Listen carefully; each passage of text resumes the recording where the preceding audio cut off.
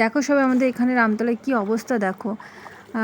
হালকা বৃষ্টি পড়লে রামতলাতে প্রচুর জল জমা হয়। আমি শুনেছিলাম, আমি কোনোদিন যাইনি, বৃষ্টি পড়লে আমি রামতলার দিকে যেতাম না। তো আজকে আমার খুব দরকারি একটা কাজ পড়ে গেছিলো সকালবেলাতে, যার জন্য আমি সারাদিন টেনশনে ছিলাম। তো যার জন্য কাজটা আজকেই কমপ্লিট করতে হতো, খুবই দরকারি ছিল। তো বরের সাথে গেলাম আজকে, গিয়ে কাজটা কমপ্লিট করে এলাম। আর সেখানে আমাকেই যেতে হতো। তো যাই হোক, বরের সাথে গিয়ে সমস্ত কাজ যা ছিল সব কমপ্লিট করে এলাম। দিয়ে ওখান থেকে আসার পথে আম দেখতে পেলাম, তো দাঁড়িয়ে পড়লাম এখানে আম নিতে আর বাড়ির জন্য। তো বড় আম নিচ্ছে আর আমি এদিক ওদিক চারিপাশটা তোমাদের ঘুরে দেখাচ্ছি কী অবস্থা দেখো। আর তারপর আমি বললাম যে এতদূর যখন এসে গেছে তাহলে বিরিয়ানিটা নিয়েই যাই, কারণ আমাদের রামতলা আশীর্বাদ বিরিয়ানি ভীষণ ভালো বানায়। তো কে কে হাওড়া থেকে রামতলার বিরিয়ানি খাও আমাকে জানিও, আশীর্বাদের।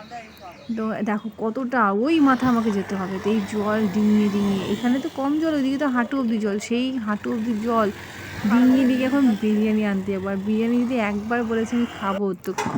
তো এই যে চলে এলাম বিরিয়ানির দোকানে বিরিয়ানি নিতে। আর এই দোকানে বিরিয়ানি সব থেকে ভালো বানায় আমাদের এখানে আশীর্বাদ বিরিয়ানি।